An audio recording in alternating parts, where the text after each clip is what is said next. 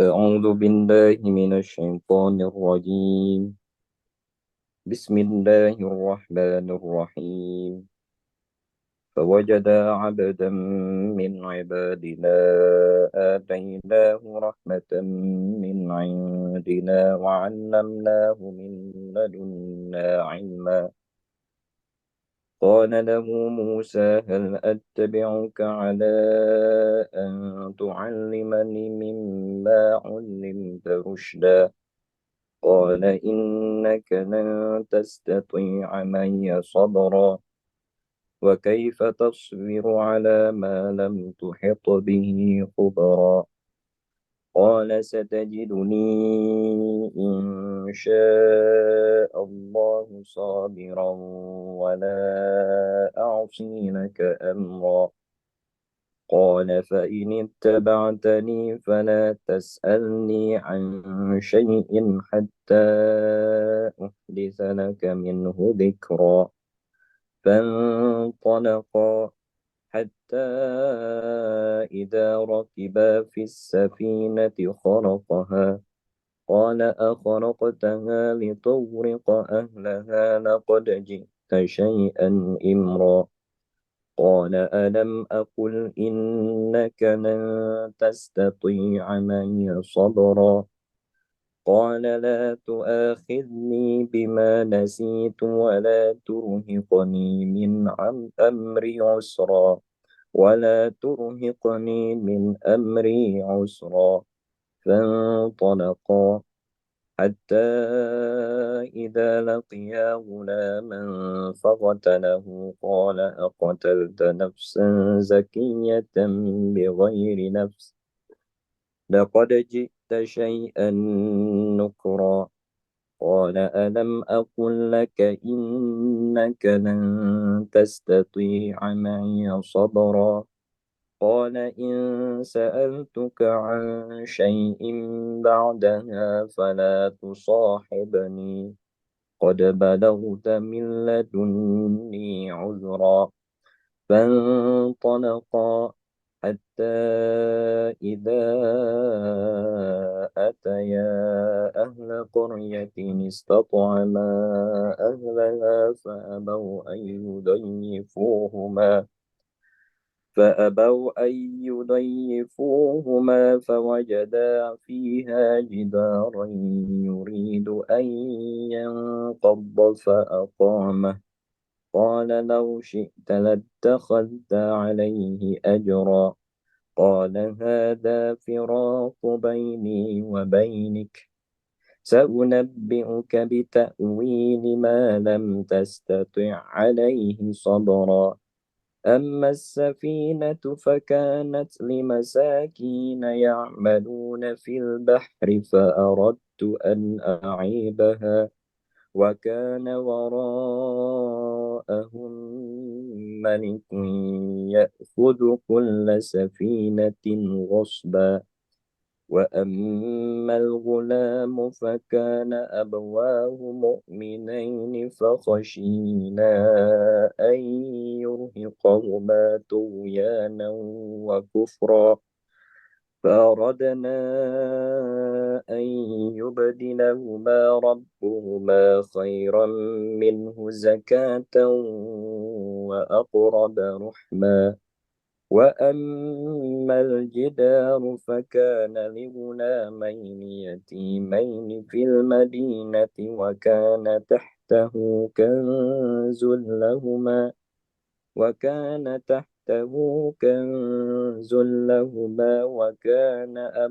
أبوهما صالحا فأراد ربك أن يبلغا أشدهما ويستخرجا كنزهما رحمة من ربك وما فعلته عن أمري ذلك تأويل ما لم تسطع عليه صبرا. صدق الله العظيم. السلام عليكم ورحمة الله وبركاته. Waalaikumsalam warahmatullahi wabarakatuh. Sadaqallahul azim wa sadaqa rasulul karim wa nahnu 'ala dzalika minasyahidin wasyakirin alhamdulillahirabbil alamin. Terima kasih Ustaz Faisal yang telah membacakan ayat suci Al-Qur'an. Mudah-mudahan menambah berkah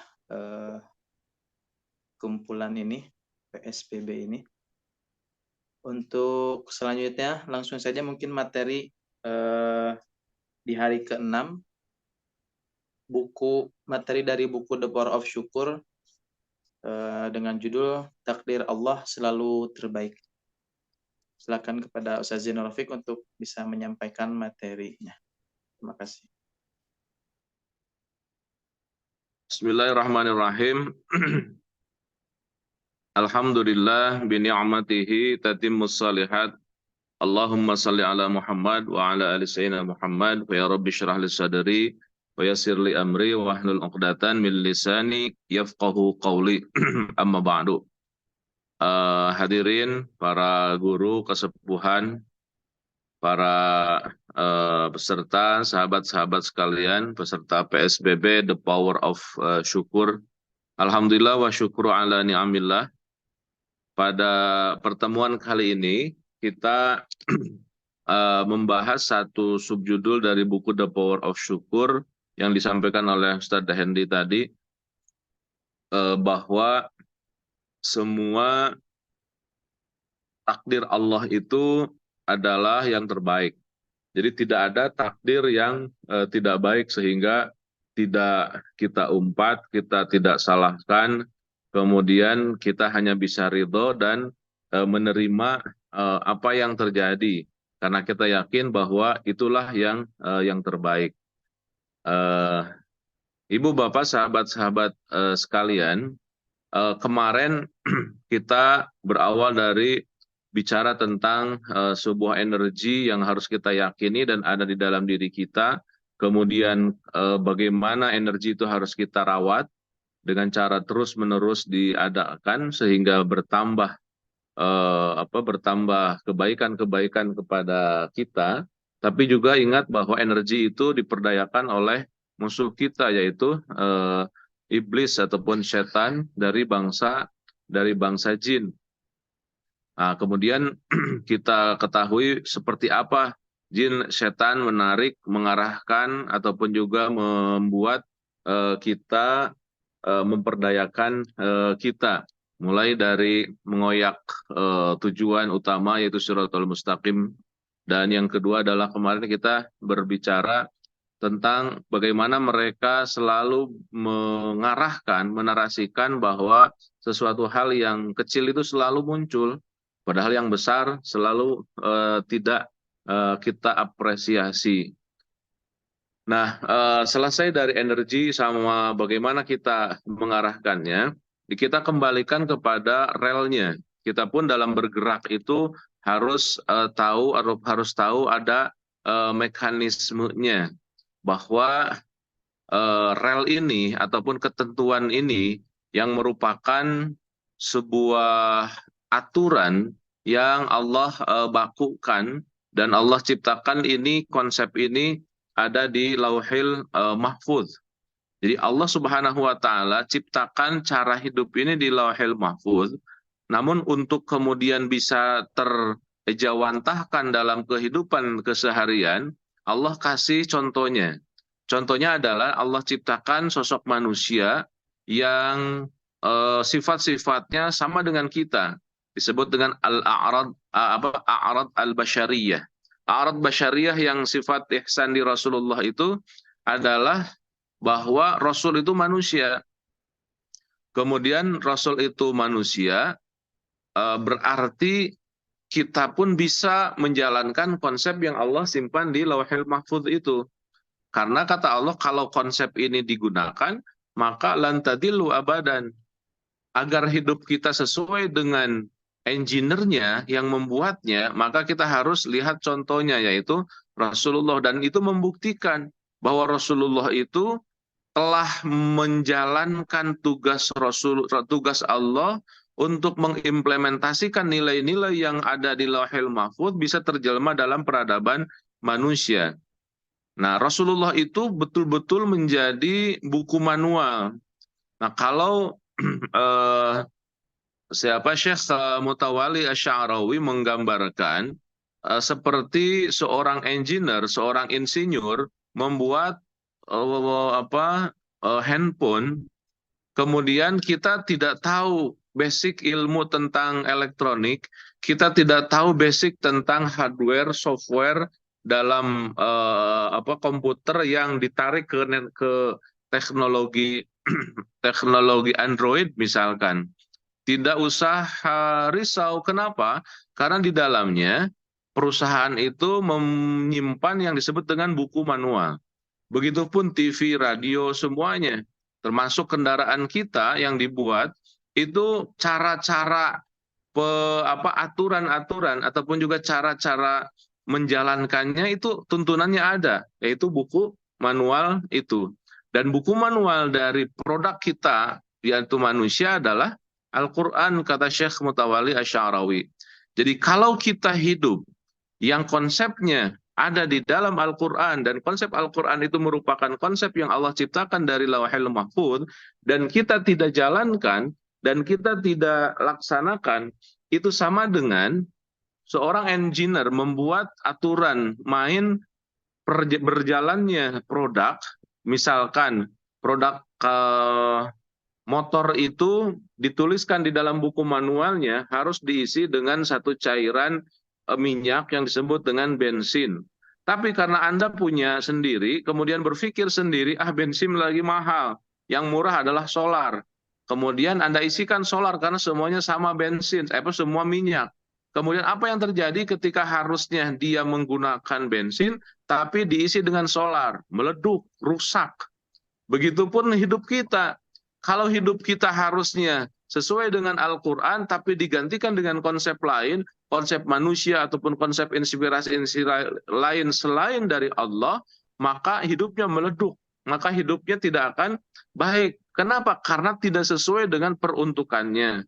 Nah, Allah Subhanahu wa Ta'ala membuat manusia dan buku guidingnya adalah Al-Quran dan juga Al-Hadis. Maka pantas kalau Rasulullah mengatakan, taraktu fikum amroini lan tadillu abadan ma tamasaktum bihima kitabullah wa sunnati rasulih. Kata Rasul, aku tinggalkan dua hal yang lan itu haraf nafi mustakbal, tidak bakalan, sampai kapanpun tidak bakalan hancur, tidak bakalan bermasalah, tamasaktum bihima, kalau engkau memegang dua tersebut, yaitu kitabullah wa sunnati rasulih. Nah, ibu bapak sahabat-sahabat sekalian, pada forum capture sekarang kita akan membahas setelah tahu energinya, gayanya seperti apa, kita kembalikan kepada khitoh seperti apa servo mekanismenya yang seharusnya, ataupun juga mekanisme yang diperuntukkan ataupun yang dibuat oleh Allah Subhanahu wa Ta'ala. Berarti di dalamnya adalah seperti ibaratnya rel kehidupan kita itu seperti apa dan bagaimana sehingga ketika kendaraan ada di atasnya tidak bakal melenceng. Apa gerangan? Itu ada di dalam salah satunya nilai yang ada di dalam surat Al-Kahfi yang tadi Ustadz Faisal bacakan. Panjang sekali, itu dari ayat 65 sampai 82 ya Ustadz Faisal ya. 65 sampai 82 surat Al-Kahfi. Nah, di dalam surat Al-Kahfi ini Allah mengatakan bahwa seluruh yang aku jalankan, seluruh yang terjadi dalam kehidupan engkau, yang sebelumnya engkau tidak tahu, yang sebelumnya bahkan engkau takuti, yang sebelumnya engkau harapkan juga, bahwa kalau sudah terjadi, maka itulah yang terbaik menurutku. Ini cara berpikir ataupun juga rel, ataupun juga mekanisme yang harus kita sadari bahwa sesuatu yang terjadi adalah yang terbaik dari Allah Subhanahu wa Ta'ala. Maka kita selaku hambanya sudah menjadi barang tentu, tidak boleh banyak berpikir, tinggal menerima dan mensyukurinya. Nah, energi dan juga how-to-nya kemarin kita sudah gambarkan, sampai 5 capture ya, sampai 5 pertemuan. Nah sekarang kata Allah nih garisnya begini, maka satu-satunya dari 5 muqaddimah ilmu yang kemarin kita gali itu diposisikan untuk apa? Untuk menerima dan mensyukurinya, untuk ridho dengan apa yang terjadi, kemudian secara ofensifnya dia bersyukur walaupun di dalamnya adalah kekecewaan. Tapi ingat, walaupun di dalam kekecewaan, kan kita sudah punya ilmunya. Salah satunya apa? Dinikmatkan, yang pernah kita bahas kemarin. Artinya, mau hitam, putih, biru, ataupun mau baik, tidak baik, mau kecewa, tidak kecewa, mau nikmat, tidak nikmat, tetap yang kita hadapkan, yang kita apresiasikan adalah betul-betul hal yang kita apresiasikan, yakin bahwa ini dari Allah yang terbaik. Nah, ini akan menjadikan sebuah cara pandang yang sangat-sangat soft, sangat-sangat lembut dirasakan. Walaupun di awal-awal ketika berbenturan itu akan terasa berat. Tapi kan ada caranya, formulanya. Formulanya tadi yang disebut dengan Shiratal Mustaqim. Maka 17 kali Allah menyimpan sistem dalam kehidupan keseharian kita, berdoa dengan itu, ihdinas siratal mustaqim, ya Allah, turunkan mesin kemampuan yang akan aku bisa menikmatkan apapun yang ada.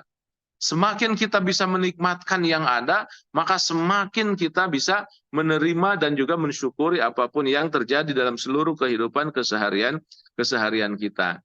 Nah, salah satu rel di dalam surat Al-Kahfi 65-82 ini digambarkan. Ceritanya begini, saya akan coba baca satu persatu apa yang telah dibaca oleh Ustaz Faisal tadi ya. Kata Allah begini, fawajada abadam min ibadina atainahu rahmatan min indina wa 'allamnahu min ladunna ilma. Kata Allah, aku telah menemukan, aku telah menyiapkan, aku telah menggambarkan ada satu hamba, ada satu hamba, kemudian hamba tersebut aku berikan rahmatan min indina. Jadi diberi rahmat dari Allah, salah satu rahmat itu adalah dikasih bocoran, apa yang harus dilakukan, seperti apa menjalankannya, min indina, dari Allah kata, wa 'allamnahu min ladunna, dan aku ajari mereka min ladunnya dari kami. Maka kalau di santri selalu suka disebut dengan ada ilmu laduni gitu kan, ujuk-ujuk dikasih oleh Allah Subhanahu wa taala. Nah, ya, ini yang kemudian para mufasir sepakat, inilah yang disebut dengan Nabi Khidir. Jadi kata Allah, nih aku ada nih hambaku, hambaku utusan aku kasih ilmu yang aku tahu. Yang aku tahu, kemudian dipertemukan dengan siapa? Dengan Nabi Musa. Qala lahu Musa. Nah, lahu itu kembalinya ke Nabi Khidir. Qala lahu Musa hal attabi'uka ala an tu'allimani mimma 'allimta rusyda. Kata Nabi Musa, bolehkah aku diajarkan oleh engkau satu irsyadat ataupun engkau sebagai mursyidku gitu.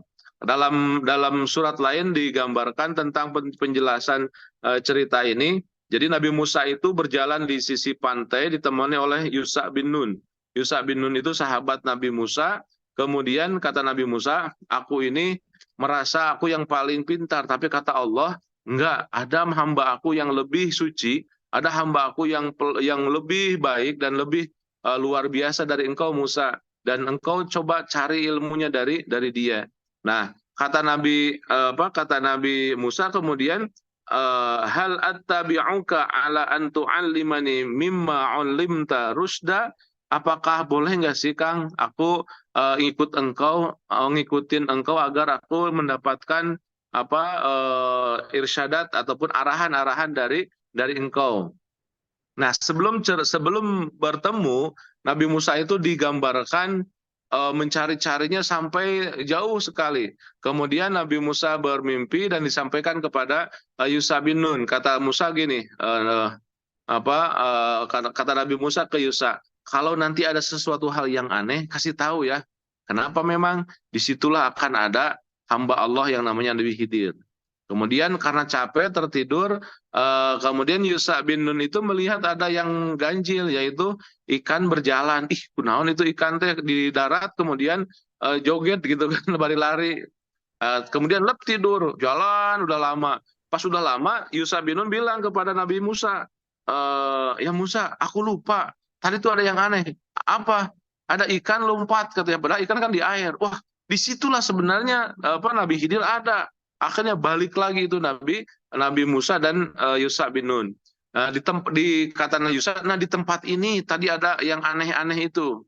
Maka Nabi Musa yakin disitulah akan bertemu dengan Nabi Khidir. Dan memang ternyata betul di tempat itu bertemulah antara Nabi Musa dan Nabi Khidir. Maka Nabi Musa berkata, qala lahu Musa hal attabi'uka ala an tu'allimani mimma 'allimta rusyda. Boleh nggak aku membersamai engkau agar engkau memberikan ilmu laduni itu ataupun ilmu mursyid engkau kepada aku. Apa jawaban Nabi Khidir? Ini jawabannya. Qala innaka lan. Ini kalimatnya kalau kata santri, lan itu harfun nafi mustaqbal lan tastati'a ma'iya sobro. Lah kemana emang mau bisa kuat yang cina. Soal kata Nabi Khidir begitu. Apunten cina moal kiat ayeuna mah kan we mah ku akang gitu kan. Begitu kan. Nah, Nabi Musa kan orangnya temperamental. Nabi Musa kan orangnya ngeyel gitu kan. Apa kata Nabi Musa? Wa kaifa tasbir ala ma lam tuhit bihi khubra. Gimana ente bilang kepada aku belum bisa bersabar sementara belum diuji gitu. Jadi Nabi Musa itu memang karakternya ngeyel, karakternya keras. Bagaimana engkau bisa mengatakan kepada aku tidak kuat sementara belum diuji gitu kan? Biasa ngolok mungkin ya. Kemudian qala satajiduni insyaallah sabira wala a'silaka amra. Sahur Nabi Musa, Kang kan Nabi Khidir gitu kan. Iya mah nanti pastilah abdi bakal ngikutin kumaha cek akang lah. Abdi moal seueur protes gitu kan. Abdi moal seueur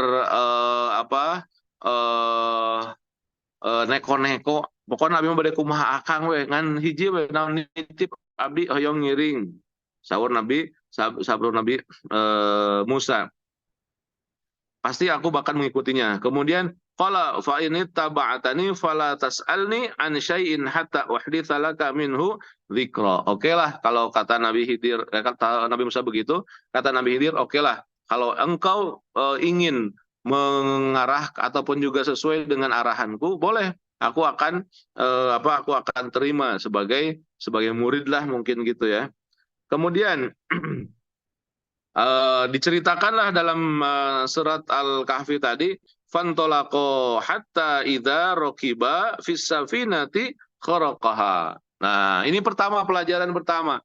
Kata Nabi Musa kan, bagaimana engkau mengatakan aku tidak sabar kalau belum diuji. Pokoknya mah taskilah punten tampil abi sebagai murid.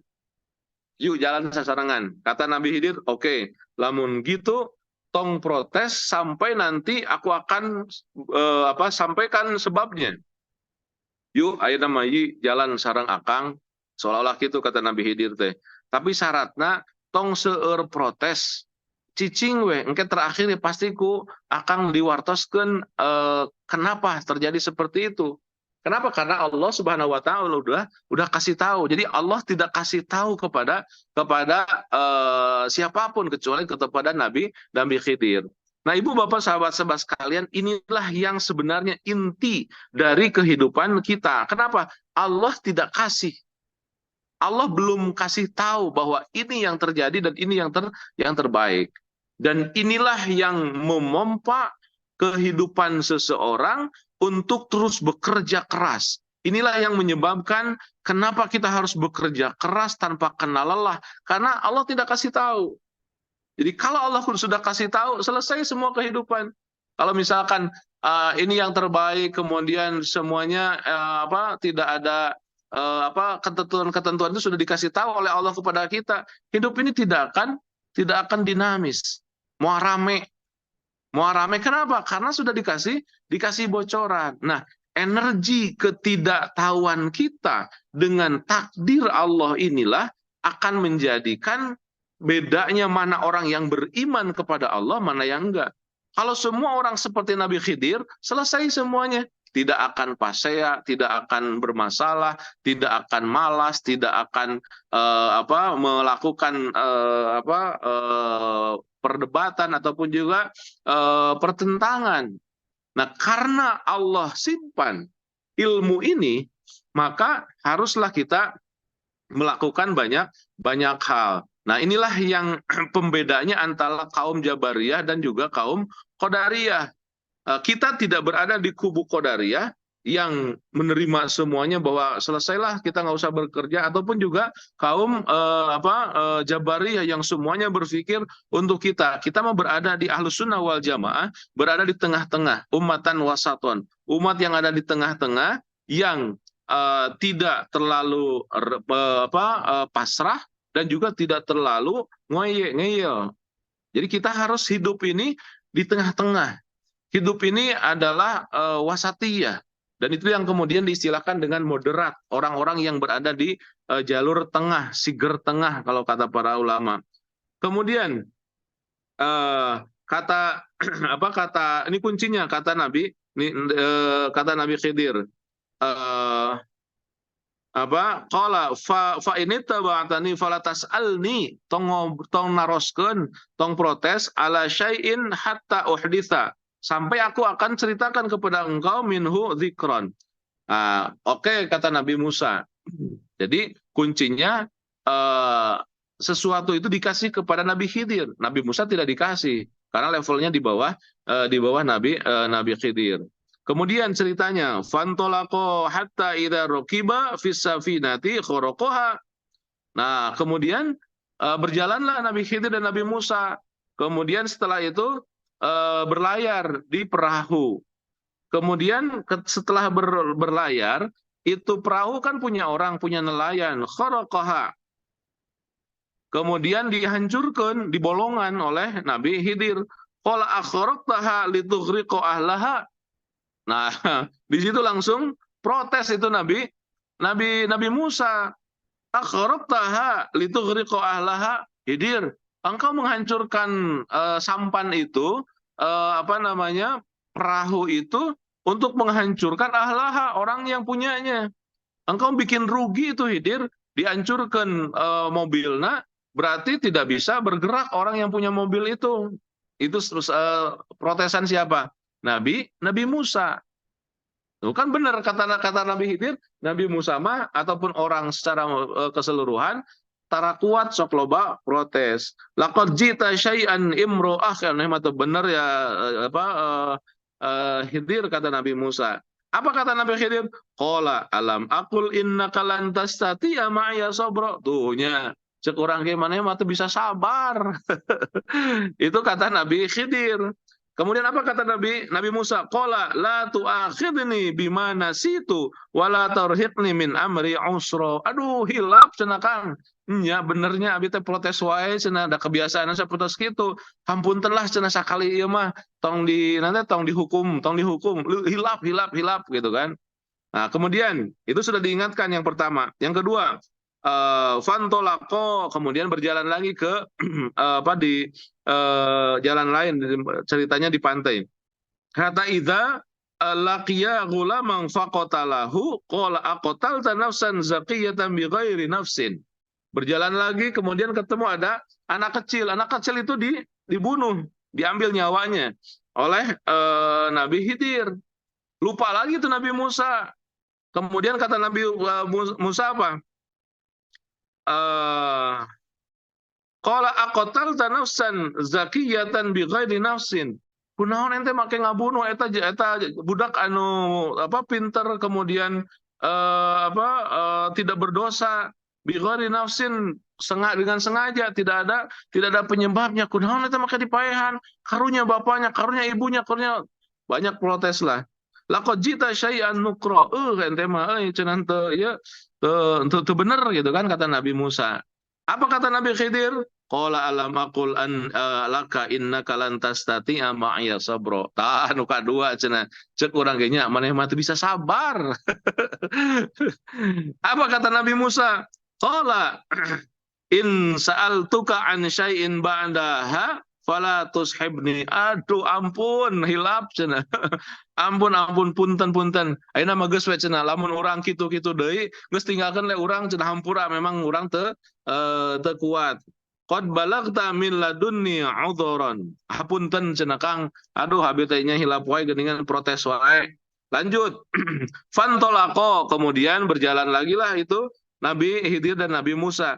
Hatta idza ataya ahla qaryatin istata'ama ahlaha fa abau. Itu Nabi Khidir jeung Nabi Musa teh singgah ke sebuah kampung. Kemudian karena dia sebagai tamu harusnya ya diagung-agungkan ataupun dihormati. Fa abau ayyudayyifuhuma fawajada fiha jidaran yuridu ayyang qadda fa aqamaha. Kemudian Nabi Khidir dan Nabi Musa datang ke kampung itu tidak dihargai, tidak dihormati dan tidak dihargai. Kemudian pokoknya ya orang-orang kampungnya pika sebelen lah gitu kan, tidak menghormatinya. Kemudian fawajada fiha jidaran. Kemudian di kampung tersebut ada tiang jidaran yuridu ayyang qadda. Eta tiang teh rek hancur. Fa aqamahu. Nabi Khidir datang ke kampung dengan Nabi Musa, tidak dihargai oleh kampung itu. Ayah gapura di kampung tersebut yang mau rontok, malah oleh Nabi Khidir dibangunkan pokoknya berbuat baiklah ke kampung tersebut. Lama orang mah merenan datang ke kampung, kemudian ke orang kampung teh malah diusir ataupun diperlakukan tidak baik, terus aya pos ronda anu rek runtuh, eta pos ronda milik RW di dinya dibangun ku Nabi Khidir. Aisyah Nabi Musa kumaha? Saur Nabi Musa, qala law syi'ta latakhadda alaihi ajron. Khidir cenah, lamun ente rek berbuat begitu sebenarnya harusnya orang kampung tersebut membayar engkau, ataupun engkau bisa menghargakan entong sabilillah ataupun entong sukarela gitu kan, kata Nabi Musa. Qala hadza firaqum baini wa bainika. Nah ini udah berapa kali? Ketiga kali. Maka disitulah Nabi Khidir menjelaskan kepada Nabi Musa, inilah perbedaan antara engkau yang belum dikasih tahu kepadaku bahwa ini yang terbaik dari Allah, dengan aku yang sudah dikasih tahu oleh Allah Subhanahu wa Ta'ala. Yang belum dikasih tahu bawaannya apa? Protes wae. Iya geus katiluna saur Nabi Khidir. Aku mah enggak protes, kenapa? Sudah dikasih tahu oleh Allah Subhanahu wa Ta'ala. Maka punten, orang-orang yang suka protes-protes itu sebenarnya harus mengkaji dulu ayat-ayat ini gitu kan. Artinya biar energinya tidak habis. Qala hadza firaqum baini wa bainika. Ini adalah perbedaan aku dengan engkau, kata Nabi Khidir. Saunabiuka bitawili malam tasti'a alaihi sabra. Kadieu cenahkeun ku urang rek diobrolkeun ka maneh supaya naon wae anu kusabab kamu tidak bisa bersabar. Jadi ayat ini Ibu Bapak sahabat-sahabat sekalian adalah juga cara untuk menjadikan kita bisa bersabar. Nanti nyambung dengan beberapa capture ke depan dalam bahasan kita. Ya kalian cenah orang bejakeun ke urang. Kunaon make perbedaan antara kita dengan engkau. Amma safinatu fakanat limasakina ya'maluna fil bahri fa aradtu an a'ibaha wa kana wara'ahum malikun ya'khudhu kulla safinatin ghasba. Amma safinati ya cenah ketika urang ngabolongan perahu eta teh saur Nabi Khidir fakanat limasakin, eta teh memang punya orang dinya ya'maluna fil bahri, dia adalah nelayan. Fa'aradu an a'ibaha wa kana wara'ahum malikun. Nah, di depan mereka, di belakang mereka itu ada raja yang ghasab, raja yang tidak baik. Jadi kalau nelayan bisa lewat ke situ, itu bakal dibunuh dan diambil diambil ikannya. Sekarang kata Nabi Khidir, mendingan itu perahu di bolongan, kemudian nelayannya tidak mengambil ikan, tidur di rumahnya, ataukah mendingan dia berlayar, kemudian setelah berlayar itu diambil ikannya, kemudian dibunuh. Kata Nabi Musa, iya, mendingan sare di rumah. Ibu bapak sahabat-sahabat sekalian, terkadang kita udah siap-siap. Ibu bapak jam 4 di antosan, di alun-alun. Pokoknya nama anu terlambat pasti bakal ditinggalkan. Orang misalkan badai berangkat ke Jogja atau napi ke mana. Dilalahna jam 4:30 ada masalah, kita datangnya 4:30. Sampai ke sana kita terlambat. Karena terlambat berarti kita tidak bisa berangkat. Apa yang terjadi? Ibu bapak ngamuk-ngamuk. Sudah gara-gara bapak, sudah gara-gara ibu ya teh. Wah, pas ya. Jadi we abi teu tiasa ka Jogja. Padahal kalau dikasih tahu misalkan ketika berangkat ke Jogja, di Jogja ada tabrakan antara bis. Nah, kalau dikasih tahu, Bu, ternyata ibu teh kalau naik ke bus ngiring, bakal tabrakan, kan mau ngiring. Kenapa? Karena sudah dikasih tahu. Nah, dalam kehidupan nggak ada seperti itu. Karena nggak dikasih tahu. Kalau sudah dikasih tahu, nggak bakalan akan sedinamis ini kehidupan kita. Jadi hikmahnya sampai Allah tidak dikasih tahu itu, ada sebuah kehidupan yang berjalan. Nah, makanya kita harus tahu alurnya ataupun juga relnya. Salah satunya adalah kenapa Allah tidak kasih tahu sesuatu yang terjadi, agar semua orang bisa dinamis dalam menjalankan kehidupannya. Kemudian wa kana warahum malikun wa ammal gulamu. Yang kedua, anak kecil itu kenapa aku bunuh? Fakana abawahu mu'minaini. Itu bapaknya teh orang-orang iman. Fakhoshina ayyurhiqahuma tughyana wa kufra. Allah sangat takut kalau anak itu nanti besarnya akan menjadikan bapaknya menjadi kufur, menjadi jauh dari Allah. Fa'aradna an ayyubdilahuma rabbuhuma khairan minhu zakata wa aqraba rahma. Jadi karena Allah ingin bapaknya soleh, bapaknya tetap dalam keimanan, anaknya pun demikian, maka anaknya dimatikan oleh Allah Subhanahu wa Ta'ala. Jadi kalaupun kita mendapatkan kematian anak kita ataupun siapapun, terimalah bahwa ini yang terbaik dari Allah. Merenang, lamun murang kali orang aya masalah naon A B C gitu kan. Pasti ke sana. Kenapa? Karena kita yakin ini adalah yang terbaik dari Allah. Kemudian yang terakhir, wa ammal jidaru fakana li ghulamaini yatimaini fil Madinah.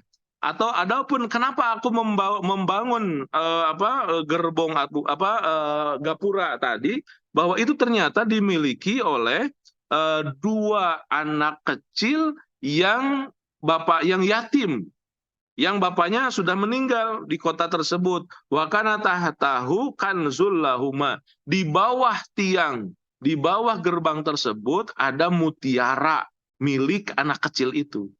Jadi aku bangunkan walaupun tidak dengan upah, karena di bawahnya itu ada mutiara. Kalau gerbang ini jatuh, kemudian orang-orang yang tidak berkepentingan ataupun orang-orang jahat melihatnya, ada mutiara, diambil. Nah, tapi karena dibangunkan oleh Nabi Khidir, sampai besar dulu orang tersebut, dan setelah besar orang tersebut tahu bahwa itu adalah milik punya bapaknya. Bukankah itu lebih baik? Oh iya, ternyata lebih baik begitu, kata Nabi Musa. Padahal di awalnya tiga masalah itu protes terus. Kenapa dibolongi? Kenapa dibunuh? Kenapa dibangun? Diprotes. Setelah dikasih tahu, oh ternyata iya. Oh gitu. Kemudian wa amal jidaru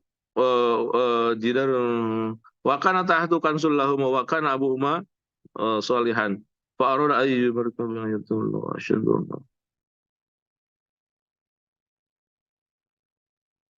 Kemudian kata Nabi, dzalika ta'wilum ma lam tasti alaihi sabra. Kata Nabi Khidir, nah eta takwilna intinya engkau itu tidak bisa bersabar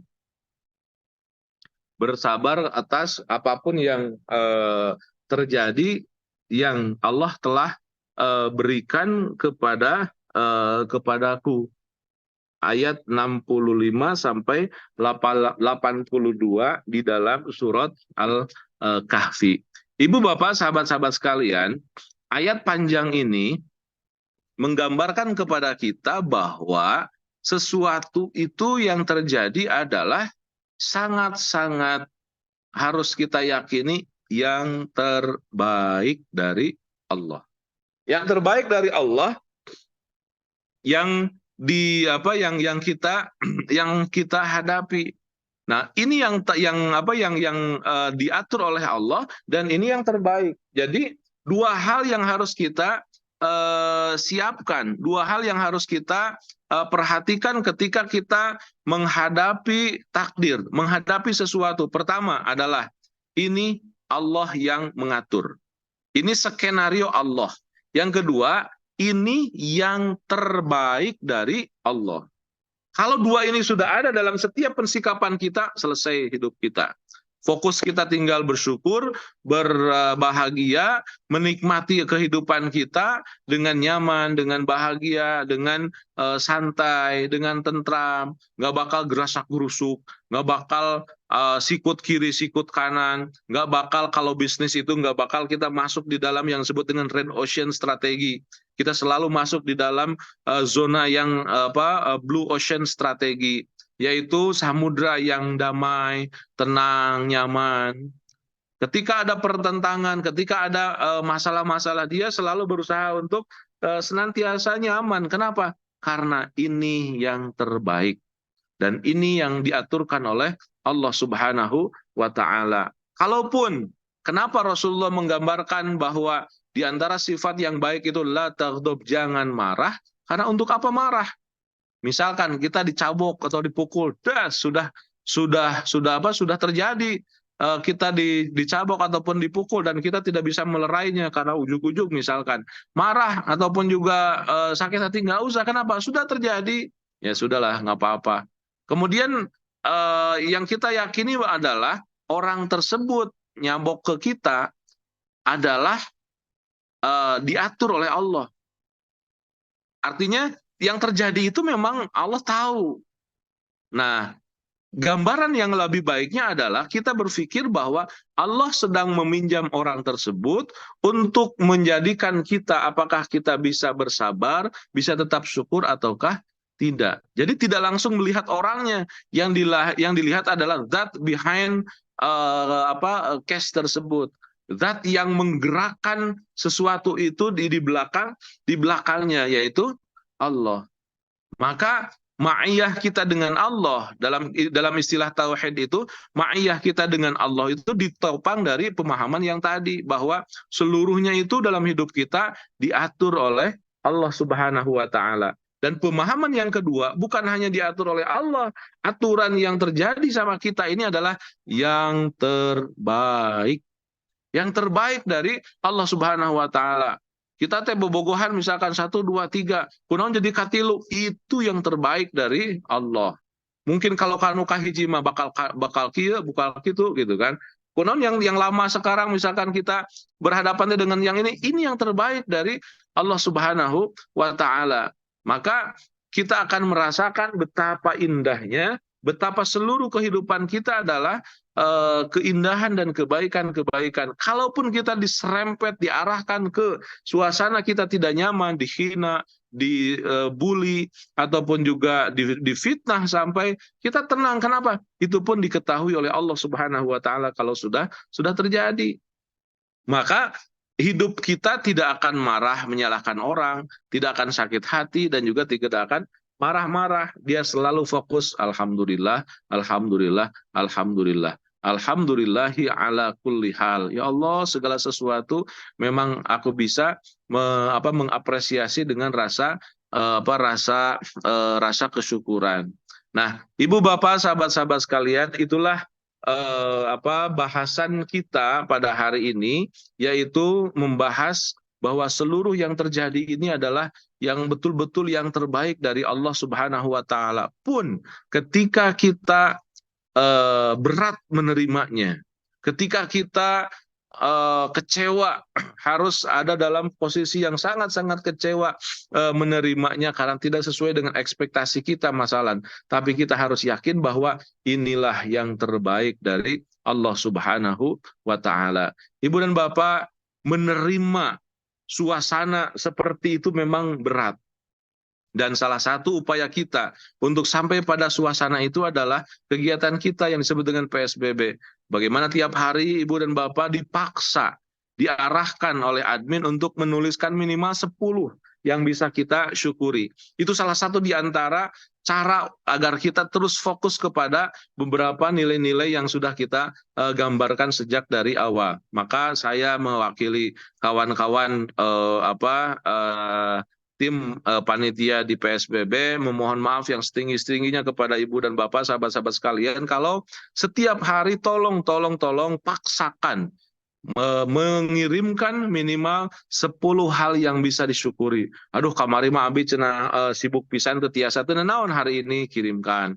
Aduh, kemarin 2 hari yang lalu saya tidak sempat mengirimkan. Nggak apa-apa, hari ini kirim 30, bukan 10, 10, 10 ini yang tanggal 9, ini tanggal 10, ini tanggal 11. Kirimkan apa saja yang kita rasakan. Karena tidak akan menjadikan sebuah kesia-siaan ketika Ibu dan Bapak memaksakan diri ngetik rasa kesyukuran 10, setelah itu share. Kalaupun tidak mampu 10, aduh abi mah mampunya cuma 4, cuma 3, nggak apa-apa, kirimkan saja. Yang penting dawam setiap hari ada otak kita, tangan kita, konsentrasi kita difokuskan kepada posisi kesyukuran.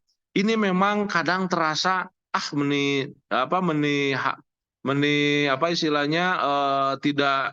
tidak substansial. Itu menurut Ibu dan Bapak. Tapi nanti kalau sudah dicobakan, ini ternyata bisa menembus garis reticular activating system yang membedakan antara alam sadar dan juga alam bawah sadar. Lama-kelamaan kita terbiasa untuk menuliskan itu, akan tembus garis reticular activating system itu, kemudian kita akan menjadi orang yang terbiasa masuk di namanya zona alfa, zona kenyamanan dengan kesyukuran kepada Allah Subhanahu wa taala. Maka tolong teruskan azam Ibu dan Bapak, cita-cita kita semuanya setiap hari kita kirimkan kepada Ustadz Faisal, admin, untuk terus setiap hari insya Allah sampai akhir Ramadan. Dan insya Allah Ramadan kita tahun ini betul-betul kita menjadi orang-orang yang bisa menerima takdir apa adanya dan meyakini bahwa ini yang terbaik dari Allah Subhanahu wa taala. Dan ini merupakan kunci gerbang kita akan masuk di dalam zona kenyamanan. Karena alam ini adalah terjadi satu energi ataupun satu teori yang disebut dengan the law of attraction. Semakin kita fokus memaksakan diri untuk menikmatkan, untuk mensyukuri apapun yang ada, maka kenikmatan dan kesyukuran, pancaran kesyukuran itu yang akan terjadi di dalam kehidupan keseharian kita. Sekali lagi, selamat Ibu dan Bapak yang sudah terbiasa mulai memaksakan diri menuliskan, karena fokus itu, tulisan itu betul-betul mengimplementasikan apa yang kita gali setiap hari dari materi-materi The Power of Syukur ini. Itu mungkin Ibu dan Bapak, karena waktu juga sudah jam 6 lebih, saya kembalikan kepada Ustaz Hendy. Tafadhol. Walafu minkum. Assalamualaikum warahmatullahi wabarakatuh. Waalaikumsalam warahmatullahi wabarakatuh. Terima kasih banyak Ustaz Zainur Rafiq yang telah memberikan materi untuk hari ini.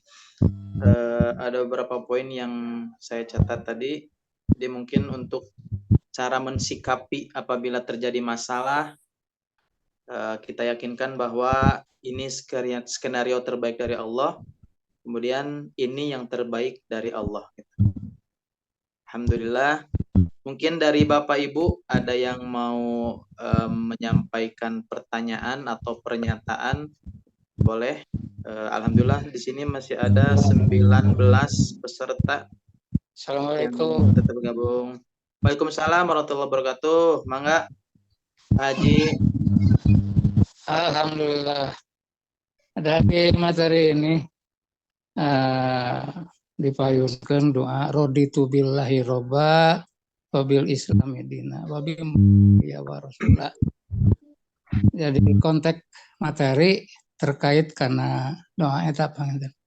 Anu kadua udah dihapunten ka hati mobil ka Raja Norob.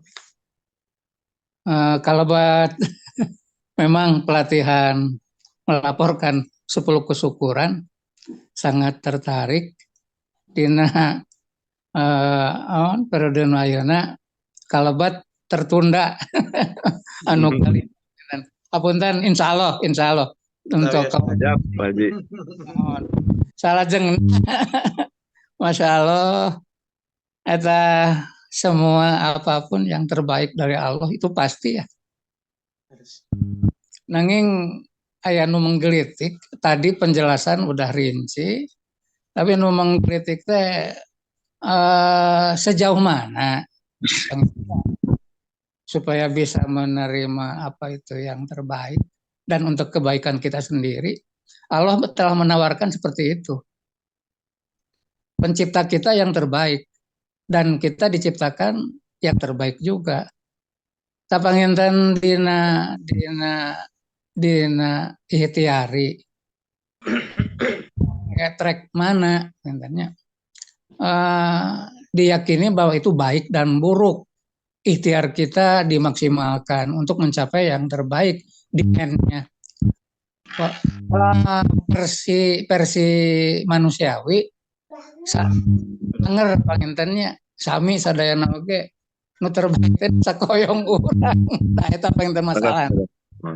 Panginten eta anu hoyong ditaroskeun teh dalam fase ikhtiar tangtos tracknya teknisnya nganggo nu mana ukuranana. Adapun yang bisa dipahami langsung kusim kuring dina keputusan memang selama ini pasti terbaik walaupun dirasakan secara emosional itu tidak sesuai dengan keinginan. Ini yang terbaik cuman nah di sini melatih intuitif kita supaya bahwa di balik kepahitan itu ada rahasia Allah. Ternyata ini baik untuk kehidupan hari ini juga untuk di hari akhir. Manapi itu panginten tos jelas, tapi ungkapan pribados gitu tah hoyong di bilang jelas gitu. Siap Pak Haji, atur nuhun. Assalamualaikum. Waalaikumsalam warahmatullahi wabarakatuh. Langsung Pak Hendinya. Mangga Ustaz langsung. Atur nuhun Pak Haji Hilman. Alhamdulillah tiap pagi ini kesepuhan kita betul-betul menjadi mentor kita untuk lebih terus bersemangat gitu. Atur nuhun Pak Haji. Sepakat memang bahwa Allah itu kan tidak, ini kan konsep di dalam Al-Qur'annya, konsep Allah. Tapi pelaksanaannya, how to-nya seperti apa, itu memang dijalankan oleh Rasulullah. Dan Rasulullah memang mencontohkan doa tersebut. Doa tersebut betul bahwa jawabannya raditu billahi robba wa bil islami dina wa bi Muhammadin sallallahu alaihi wasallam nabiyyan wa rasulah. Jadi betul-betul kita diarahkan untuk ridho. Dan sebelum yang ketiga, dalam hadis Rasulullah itu kaitan dengan doa tersebut, Pak Haji, ada kalimat gini hadisnya, man qala raditu billahi robba, terakhirnya dakhalal jannah. Jadi jannah itu adalah kenikmatan ataupun juga kebahagiaan hidup. Jadi kalau kita bisa berkata raditu billahi robba wa semuanya kita ridho, dakhalal jannah. Kalau Syekh Ali Syariati menggambarkan bahwa surga itu dua, ada surga di dunia, ada juga surga nanti di akhirat. Nah, untuk masuk surga dunia itu salah satunya adalah kita harus bisa ridho. Jadi yang menjadi masalahnya adalah bagaimana kita fokuskan agar kita bisa selalu dan senantiasa ridho. Nah, bagaimana dilematisnya ketika menurut versi kita, karena Allah kan tidak semata-mata Allah simpan otak dalam diri kita, salah satunya untuk mengeksplor. Karena hikmah ataupun rusdan tadi tidak diberikan kepada semua orang kecuali kepada Nabi Khidir, itu pun cuma sedikit, maka Allah memberikan otak, memberikan cara berpikir. Bahkan kalau kata ahli bahasa mah masukkan dalam wazan fa'ala, itu maksudnya adalah penekanan untuk aktif, tafakkaro la'allakum tatafakkarun, gitu kan, ada tasdidnya. Artinya tidak boleh umat Islam itu tidak menggunakan pemikiran, tidak boleh manusia Islam itu tidak punya alternatif menurut asumsi pikiran kita. Nah, ketika asumsi pikiran kita idealnya adalah seperti ini, tapi ternyata kejadiannya seperti itu, kan ini menjadi sebuah dilematis. Nah, untuk ini di dalam surat Al-Baqarah ada di ayat 216 itu digambarkan untuk menjaga gambaran seperti tadi, Pak Haji, kalimatnya begini, wa asa an takrahu syai'an wa huwa khairul lakum wa asa an tuhibbu syai'an wa huwa syarrul lakum. Kata Allah menggunakan asa. Kadang-kadang buah-buah sesuatu yang kita pikirkan itu sebenarnya tidak baik untuk kita. Dan sebaliknya, sesuatu kadang terjadi sesuatu yang tidak baik itu ternyata baik buat kita. Jadi warningnya, benturan pikiran dan juga benturan idealitas dan juga pragmatis sesuatu yang terjadi itu dikawal terus oleh Allah Subhanahu wa taala, salah satunya dalam surat Al-Baqarah tadi 216. Asa an tuhibbu syai'an. Terkadang engkau menyukai sesuatu wa huwa syarrul lakum, dan itu sebenarnya tidak baik bagi engkau. Nah, warning yang begitulah memang yang menjadikan hidup ini semakin hidup ini semakin dinamis. Jadi istilahnya mungkin istilah sepuh mah anu penting mah entong ngajagokeun teuing otak, gitu kan. Tong ngajagokeun teuing planning, misalkan kita planning kan gini-gini, ternyata kejadian seperti ini. Maka yang paling nikmat adalah langsung fokus kepada ridho tadi. Maka pantas kalau Rasulullah mengatakan man qala raditu bla bla bla bla dakhalal jannah, kita masuk di dalam surga. Jadi rasa nikmatnya itu adalah dalam proses ridho menerima apapun. Dan kalaupun tidak ridho, kita tidak akan bisa nikmat. Bagaimana kita bisa merasakan keridhoan? Dan ridho ini nanti dalam bahasan lain juga kita perdalam bahwa ridho ini ternyata menjadi wasilah the miracle. Ridho ini menjadi wasilah kekuatan yang dahsyat itu kita terima. Salah satunya adalah yang terjadi pada Nabiullah Ibrahim. Hasbunallah wa ni'mal wakil, ni'mal maula wa ni'man nasir. Cukuplah Allah bagiku. Dia berusaha untuk tidak mengoptimalkan otaknya, cara berpikirnya. Ya sudahlah, hasbunallah wa ni'mal wakil. Menerima bahwa Allah itu yang mengaturnya. Apa yang terjadi? Kata Allah, karena Nabi Ibrahim sampai pada titik itu, ya narukuni bardan wassalaman ala Ibrahim. The miracle, kekuatan yang tak terhingga didapatkan oleh Nabi Ibrahim karena dia berhasil muhasabah bahwa tugas aku adalah untuk menikmatkan dan merasakan bahwa Engkau ya Allah yang mengatur segalanya. Totalitas ketawakalan kita kepada Allah ternyata dibandingkan dengan energi the miracle, energi kekuatan yang sangat-sangat dahsyat. Jadi betul yang disampaikan oleh Pak Haji Hilman tadi bahwa kuncinya adalah bagaimana kita sampai pada niat yang paling utama untuk berdoa, ya Allah, abdi ridho dengan segala sesuatu yang terjadi dalam keseharian kita. Kita mungkin Pak Haji sekedar tambahan, mudah-mudahan tidak puas, biar kita terus bisa berdiskusi. Atur nuhun Pak Hendi, kembalikan. Ya, baik, terima kasih Ustaz Rafiq. Ada pertanyaan melalui chat Zoom dari Ibu Yuyun Yuningsih. Alhamdulillah beliau tiap hari standby ikut kajian ini ya. Alhamdulillah, Masya Allah. Pertanyaannya, Assalamualaikum warahmatullahi wabarakatuh. Izin bertanya Ustadz, menuliskan rasa syukur yang belum terrealisasi, tapi sebagai harapan dan doa, apakah boleh dengan harapan apa yang kita inginkan bisa terlaksana? Itu Ustadz Rafiq. Baik, Ibu Yuyun yang saya hormati, saya sepakat bahwa semua ada bagiannya. Artinya pikiran kita, asumsi kita, doa-doa kita itu Allah pasti tahu. Namun dalam kelanjutan kita menjelmakan pikiran kita, doa-doa kita dalam alur tulisan kita untuk merangkai kata-kata menjadi sebuah kesyukuran, itu adalah sisi idealnya. Kalau misalkan dari angka 1 sampai 10, doa-doa kita di hati kita itu mungkin di angka 2 misalkan. Kemudian dilisankan, itu menjadi nilai 6.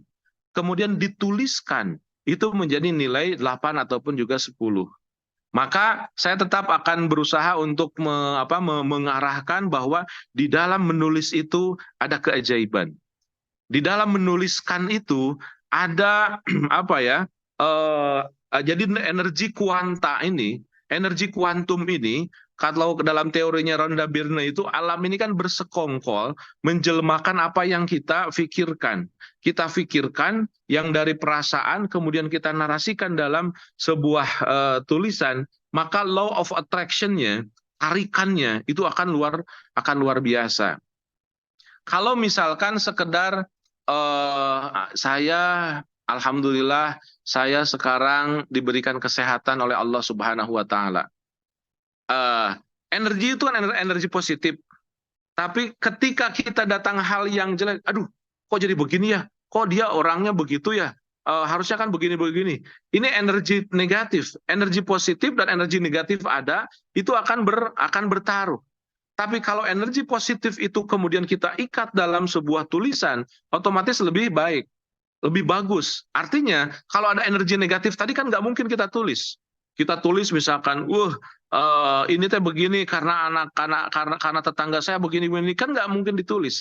Tapi kalau yang positif tadi ditulis, maka tarikan secara kuantumnya, secara kuantanya itu akan lebih dahsyat.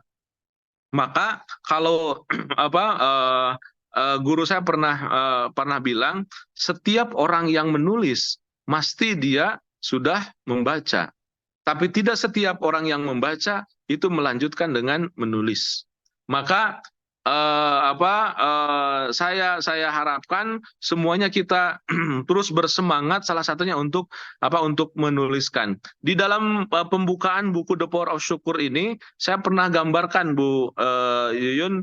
Jadi waktu itu saya di kantor. Di kantor kita kan bisnisnya bisnis jasa. Banyak sekali masalah di lapangan, banyak sekali masalah di tataran aplikasi perhotelan, banyak sekali masalah di pervisaan pada waktu itu. Kemudian teman-teman saya kumpulkan, ketika mau berkumpul, saya yakin mereka semua ingin meluapkan masalah-masalahnya. Kemudian apa yang terjadi? Saya stop semuanya, saya kasihkan surat kertas kosong, kemudian ditahan ketidaknyamanan itu, kemudian dipaksa untuk menuliskan 10 hal yang disyukurin. Apa yang terjadi?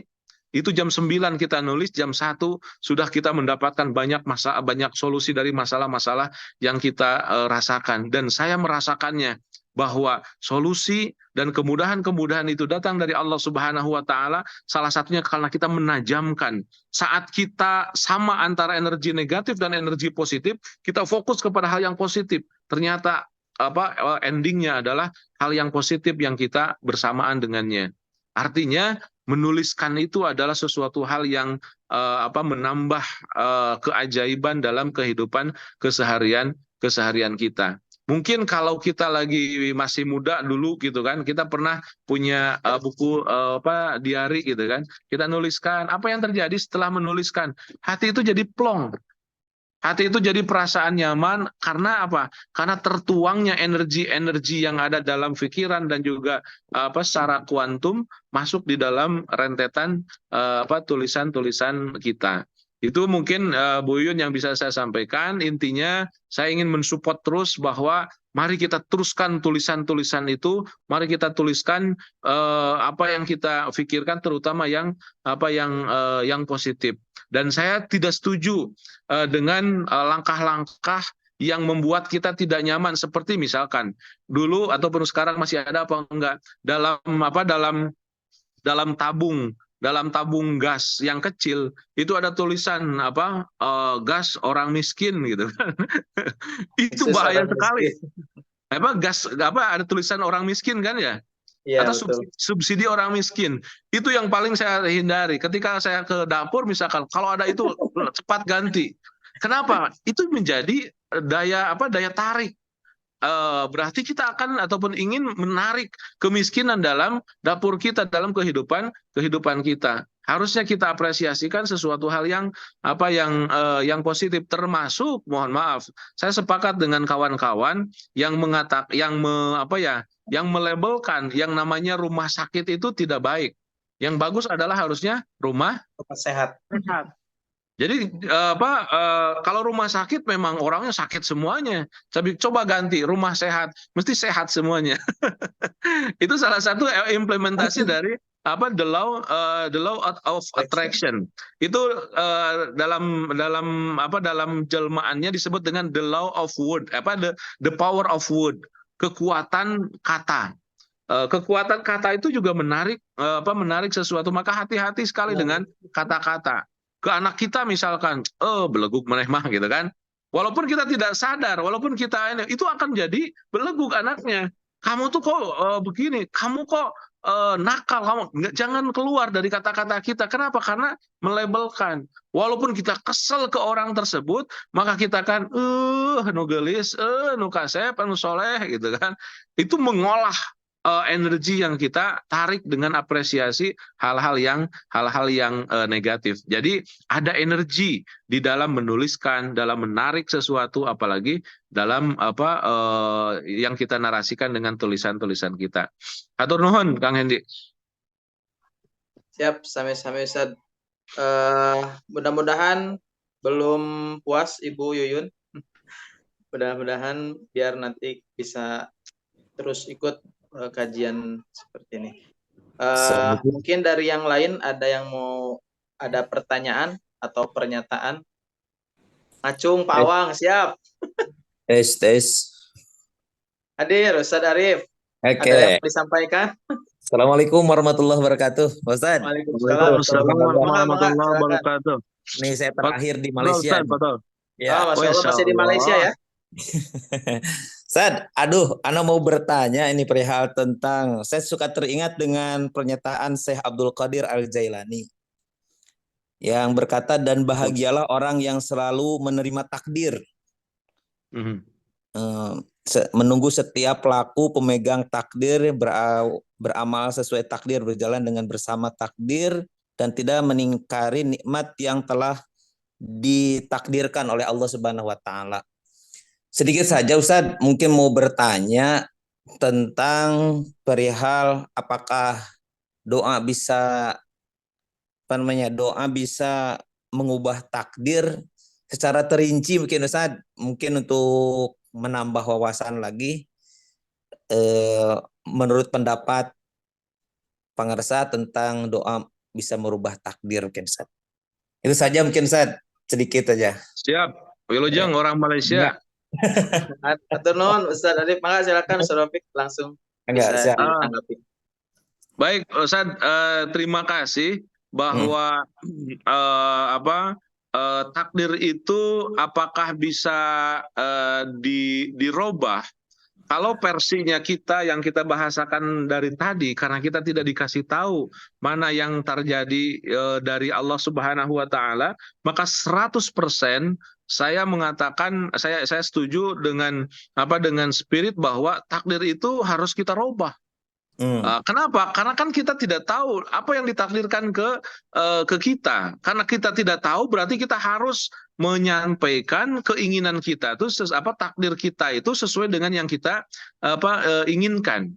Maka tidak boleh kita menjadi kaum qadariyah, hanya istilahnya itu mengunggulkan sesuatu itu dan tidak yakin akan takdir Allah. Kemudian juga kaum Jabariyah, mereka berada di dua kubu yang berlawanan. Nah, kita dari kaum Jabariyahnya ada, kaum Qadariyahnya ada. Akhirnya kita di tengah-tengah. Maka ini yang kemudian diceritakan oleh Ubay bin Ka'ab dalam tafsir Ibnu Katsir itu, ketika Sayyidina Umar bertanya, Ubay, apa menurut engkau yang namanya takwa? Kata Ubay, Umar, kalau engkau datang ke sebuah tempat yang gelap, tidak tahu ada apa di situ, apa yang engkau lakukan? Kata Umar, samartu wajtahadtu. Aku akan hati-hati sekali. Aku akan semangat sekali karena jangan-jangan di situ ada ular, ada beling, aya naon, kita sigap gitu kan. Apa kata Ubay bin Ka'ab? Hadza huwa taqwa. Jadi nanti dalam bahasan selanjutnya ada yang namanya takwa itu kan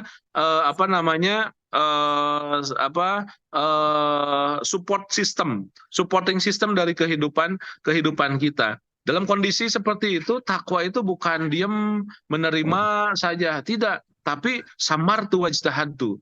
Jadi takwa juga adalah ofensif, takwa juga adalah energik. Takwa juga adalah penuh etos dan juga ada dalam kesemangatan.